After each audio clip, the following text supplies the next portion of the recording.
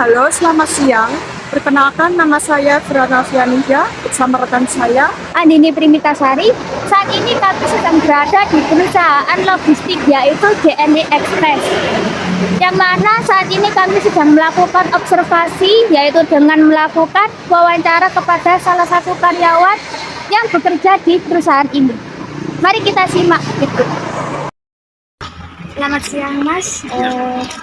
Terima kasih sudah meluangkan waktu untuk kami. Perkenalkan saya Andini Primitasari bersama teman saya Firana Fianija. Kami dari Universitas Ma'arif Hasyim Latif. Kalau Masnya boleh dulu perkenalkan diri namanya Oh ya, siapa? namaku Hendra, aku sebagai SCO atau Sales Control Officer di JNE, khususnya JNE Krian. Oh, Nanti ada rekanku lagi di shift selanjutnya. ya. Di sini ada 4 orang. Baik, terima kasih ya Mas. Senang sekali bisa berbicara langsung dengan Masnya hari ini. Karena saya melihat di sini, apakah di sini ada banyak divisi Mas di perusahaan ini? Kalau di JNE sendiri itu sebenarnya ada beberapa divisi ya. Ya. Kalau untuk di logistik itu kan yang pasti ada yang divisi HRD gitu. Ya. HRD itu adanya di Sinar Buturan contohnya. Oh, Itu iya. Human Capital. Terus kalau untuk logistik itu dibagi jadi dua. Di sini ada gudang sendiri sebelah, itu Ya. nanti ada orang operasionalnya. Terus di sini ada SCO atau Sales Control Officer tadi, ya. Itu bagian kayak input gudang. Jadi untuk barang misalkan ada yang kirim itu lewat sini dulu. Tapi kalau misalkan mau ngambil barang itu di gudang. Berarti di Krian sini itu ada dua, cuman yang kalau misalkan HRD itu di Di Sinar Buturan. berarti dipisah gitu ya.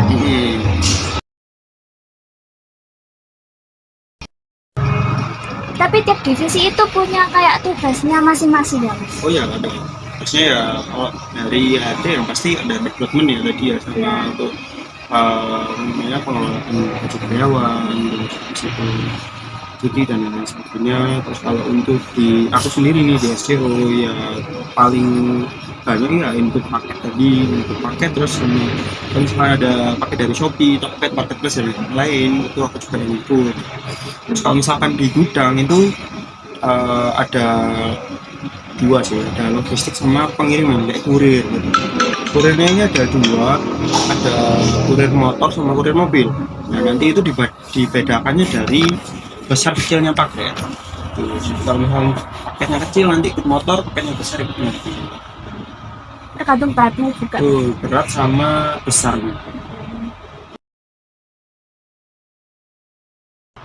Pengalaman Masnya sendiri selama kerja di sini itu resiko atau masalah yang sering terjadi di sisi Masnya ini. Kalau di divisiku ya salah tempel resi sih itu paling vital. Jadi misalkan nih ada orang yang kirim beberapa contohnya dokumen yang paling sering itu misalkan orangnya kirimnya banyak itu kan kadang kita bingung ini mana dokumen ini resinya mana itu kita harus teliti. Kalau misalnya nggak teliti nanti salah tempel akhirnya kita harus hijauin. Entah itu misal ongkir pun kalau misalkan Surabaya ke Sidoarjo masih oke lah 8.000 atau di bawah 20.000. Kalau misalkan luar pulau kayak Papua itu sampai 200.000 lumayan tuh, itu masih satu. Misalkan ada banyak itu kita sendiri ya banding. Itu berarti kayak salah kirim gitu atau gimana? Iya salah kirim tapi dari human error. Kalau misalkan dari divisi lain gitu Mas? Kalau di sisi lain itu mungkin kalau di sebelah ya di logistik itu mungkin kayak apa ya, paket hilang sih biasanya. Paket hilang itu dikarenakan mungkin ya banyak faktor ya. Faktor utamanya itu dari packingan itu biasanya kurang aman atau mungkin kayak contoh packingan ya, kayak hewan-hewan atau mungkin yang poli itu kayak misalkan barangnya itu ada banyak tapi jadikan satu resi itu barang itu nggak datang semua, datang itu beberapa macam yang lainnya itu nggak tahu di ada satu resi. Resiko kehilangan sama resiko rusak biasanya. Rusak itu dari pengirimnya juga. Jadi harus dipastikan benar-benar kalau misalkan mau kirim barang itu sudah aman dan juga sudah siap kirim. Kalau misalkan dari divisi keuangan mungkin kayak kesalahan pencatatan keuangan atau gimana? Oh ya, ada juga divisi keuangan itu nanti ada di Sidoarjo Kota kalau nggak salah, itu ada kantornya di kantor cabang utama di Sidoarjo. Itu kalau misalkan keuangan itu mereka tugasnya adalah menyesuaikan. Misal nih resi ini itu ongkirnya berapa. Harusnya misalkan beratnya ini 2 kilo, tapi tak inputnya 1 kilo. Nah itu kan ada kesalahan nih. Nah, akhirnya yang keuangan nih yang apa namanya menyesuaikan. Akhirnya kita balik cross-check lagi enggak konfirmasi ke pengirim. Dia ada namanya penyesuaiannya. Berarti kalau misalkan pasnya tadi itu kan resikonya salah tempel resi. Terus yang kedua tadi apa namanya Kak, barang rusak. Rusak dan hilang. Ya, terus yang ketiga tadi kan kesalahan pencatatan kayak inputnya gitu.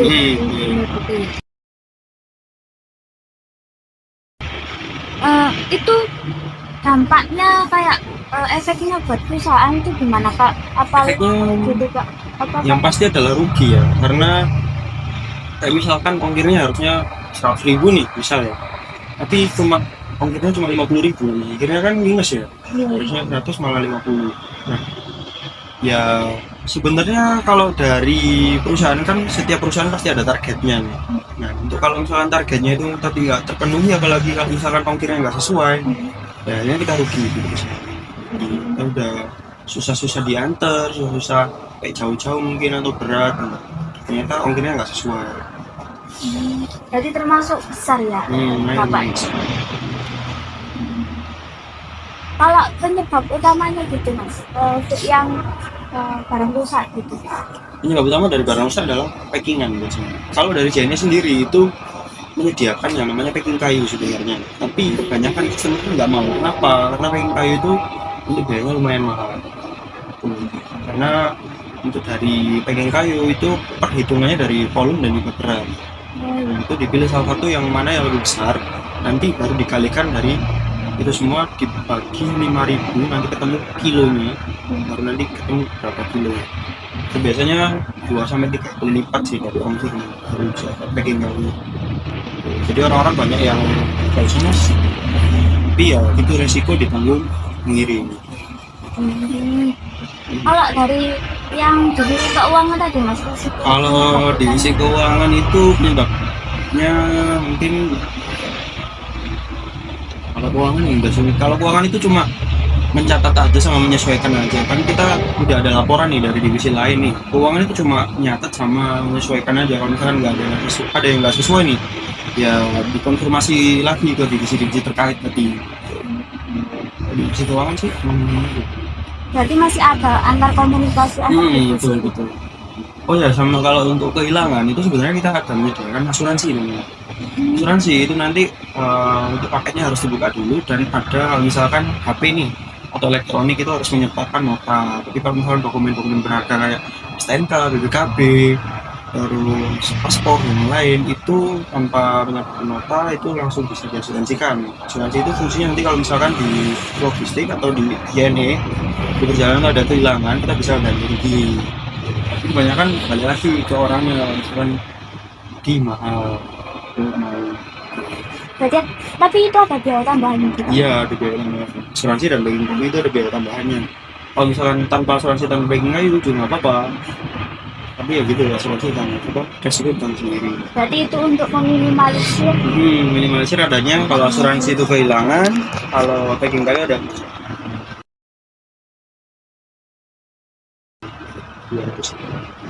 Kalau sudah terjadi resiko ini, biasanya bagaimana perusahaan atau tiap divisi menangani situasi? Oh ya, jadi kalau di JNE itu ada yang namanya CS, customer service. Nah, misalkan nih udah berangkat nih paketnya hancur karena nggak ada packing kayunya. Nanti kita bisa gantinya itu 10 kali ongkir. Tuh. Tapi kalau misalkan pakai packing kayu ya udah diganti harga barangnya. Gantung harga barangnya berapa? Mungkin kayak ada prosedur kerja atau SOP gitu buat Kalau untuk SOP dari penggantian tadi itu itu sudah masuk ke ranah CS sebenarnya, customer service. Jadi kalau dari aku sendiri, aku cuma bisa ngarahin buat customernya, silakan langsung dihubungi ke CS-nya aja untuk isi berikut kenapa kok terkendala seperti ini. Nanti bisa diinvestigasi dulu apakah bisa diklaim untuk asuransi dan juga lain-lainnya perusahaan. Kalau dampaknya dari apa namanya kayak keuangan tadi ada Kalau keuangan itu biasanya resikonya tadi. apa ya? Kayak misalkan salah input nih habis 2 kilo gitu, ternyata 1 Ya kilo. biasanya ya nggak apa-apa sih, paling cuma marah-marah aja sih, terus kita yang gantiin. Akhirnya yang petugas terkait yang akan mengganti, entah itu aku atau mungkin divisi logistik ataupun siapapun divisi yang terlibat dalam case itu, yaitu yang bakal ganti. Terus keuangan cuma kayak warning aja. Kalau yang salah cetak resi itu gimana? Kalau salah cetak resi itu biasanya dari ya tadi kebanyakan paketnya itu terlalu banyak atau mungkin random gitu ya. Jadi atau kalau nggak itu bisa jadi dari kesalahan sistem. Misalkan kita udah bener nih inputnya itu ini, tapi yang tercetak itu bukan ini, itu tercetaknya resi sebelumnya. Nah itu bisa karena kesalahan sistem. Kalau boleh tahu dengan Mas siapa dan jabatannya di JLE itu seperti apa? Nama saya Reality Prasetyo, catatannya di kantor sini dijanji sebagai koordinator. Oh, Pak. Baik, terima kasih atas waktunya. Langsung saja ke pertanyaan ya, Mas ya. Kalau kerja di kantor ya, kantornya itu ya, resikonya kalau terima barang Pak. Terima barang itu bisa jadi customernya salah info. Biasanya kan ada customer yang bohong, awalnya ngakunya itu dalamnya itu kadang makanan ya, tapi dalamnya itu kadang ada barang elektronik ya. Kadangnya itu juga kirim HP diselipkan di dalamnya. Jadi kan kalau kita sebagai ekspedisi kan nggak tahu, jadi tahunya cuma ya, apa yang kata customer tuh. Jadi ada kerusakan atau apa-apa ya resiko ditanggung pengirim. Soalnya kan kalau paket barang pecah, udah pecah atau elektronik biasanya diminta asuransi sama packing kayu. Kalau misal akunya ada bohong kan kita juga penanganannya juga beda. Terus kalau sering terjadi itu sering salah temperasi. Salah temperasi itu yaitu kan penyebabnya kayak kelalaian dari manusia itu sendiri sih. Kadang kayak manusia kayak petugasnya lelah gitu, akhirnya kayak kurang teliti, akhirnya salah tempel barang. Jadi boleh beda jalur lah guys gitu.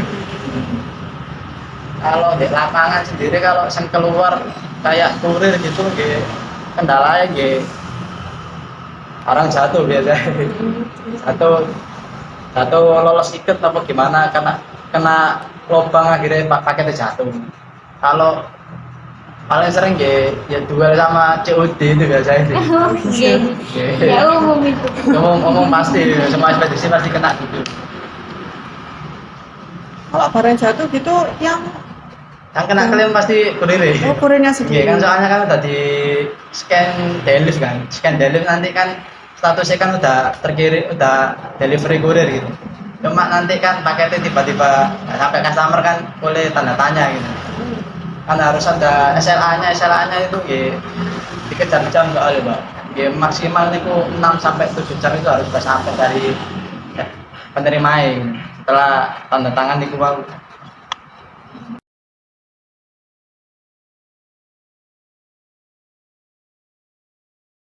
Penyebab yang kayak tadi kok bisa customer sampai melakukan kayak dalamnya itu nggak sama ini yang diinfo. Biasanya sih kalau penyebab customer bohong itu nggak mau ongkos kirimnya mahal Pak. Biasanya kalau contohnya kayak kirim laptop gitu nih. Laptop itu minimal itu harus packing kayu sama ditambah asuransi. Kalau packing kayu kan nambah biaya volume juga, nambah packing kayunya juga. Sedangkan customer kan nggak mau ongkos mahal-mahal. Jadi ini cari murah pokok sampai gitu. Tapi nggih resiko nggih itu tadi takut barangnya pecah di jalan apa pasti ekspedisi kan ketindihan paket lain ya Pak. Sortirnya juga barengan juga. minimal sortir di satu karung lah. Nah itu kalau ketinggian barang yang agak berat kan lumayan gitu. Kebanyakan sih nggak mau ongkos kirim mahal sih kalau pengirim nih biasanya.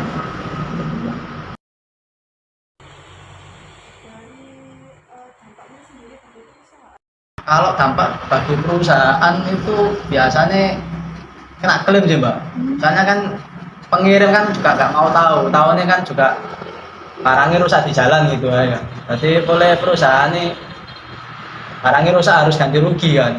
Sedangkan orangnya bayarnya murah gitu. Sedangkan kita juga itu tadi nampaknya lebih ke kena klaimnya banyak misalnya. Itu gantinya itu berupa barang apa uang pengembalian gitu? Kalau di sini sistemnya uang pengembalian. Kalau tanpa asuransi itu 10 kali ongkos kirim penggantiannya maksimal seperti itu. Memang ya tergantung investigasinya pusat gimana. Yang salah siapa gitu. Lebih ke yang salah pengirimin atau petugas kayak saya, admin atau petugas gudang, ini tergantung investigasi ini dari pusat gimana. Jadi nggak selalu. Cuma kebanyakan pasti pengembalian uang dana.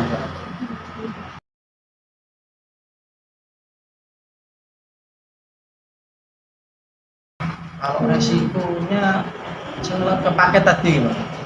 Ya lebih ke petugas adminnya harus nanyai terus, ya kayak detail-detailnya harus menjelaskan awalnya. Resikonya nanti kalau nggak diasuransikan, nanti gini loh Pak, kalau asuransinya kalau rusak di jalan gimana, barangnya kalau ketindihan aman atau tidak, kalau nggak aman ya nanti kita sarankan ke pengirimnya untuk asuransi sama packing kayu. Kalau beliau nggak mau, nggak apa-apa, kita tetap berangkatkan, cuma nanti ada resiko nih yang ditanggung sama pengirim itu tadi. Berarti harus dikonfirmasi lagi gitu ya? Lebih ke konfirmasi ke pengirim itu. Iya. Tapi kalau semisal pengirimnya juga mau biaya tambahan kayak tambah bubble itu di sini ada, nanti nambah biaya juga. Barangkali kita bisa bantu packing kan juga bisa. Cuma kembali lagi ke customer ya, mau tambah biaya atau enggak gitu, lebih ke situ juga. Nah, nggak mau nambah biaya berarti resiko. Iya, resikonya abang kayak pecah atau rusak gitu ya.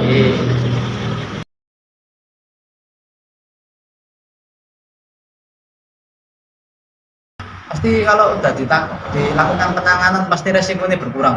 Contohnya kalau udah ditambahi bubble kan bungkus paketnya kan lebih tebel.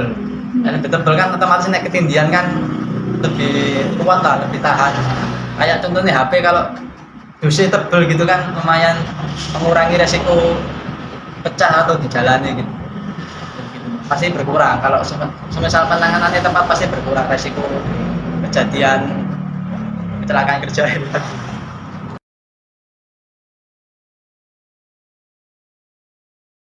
Pelatihan itu pasti rutin Bang. Ya mungkin kalau di Jenya itu sekitar sebulan atau maksimal 2 bulan itu pasti adminnya ada pelatihan lagi. Ya, pelatihan sama kayak training lagi lah. Nanti ada kayak saya admin gitu, nanti ada pelatihan sama ada ujiannya lagi. Ujiannya itu kayak nanti kan ada soal-soalnya itu mengenai penanganan sama pelayanan juga.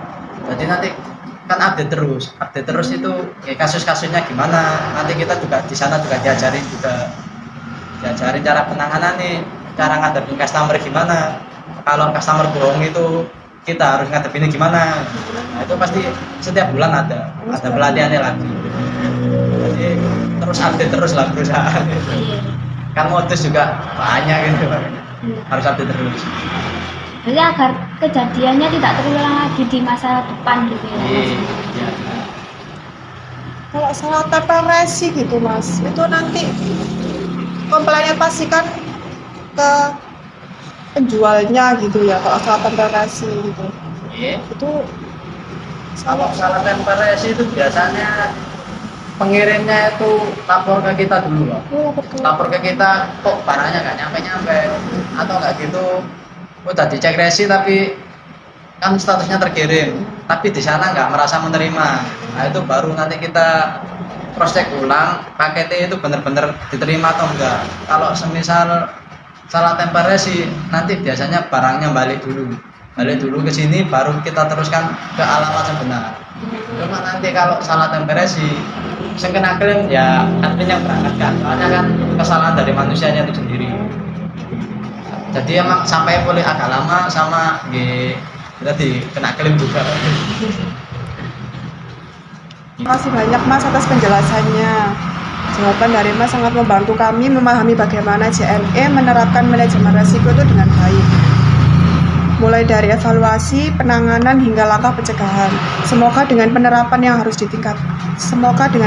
yang terus ditingkatkan, JNE bisa semakin optimal dalam menjaga kualitas pelayanan dan kepercayaan pelanggan. Sekian hasil wawancara observasi kami tentang penerapan manajemen risiko di perusahaan logistik JNE Express. Terima kasih sudah menonton. See you.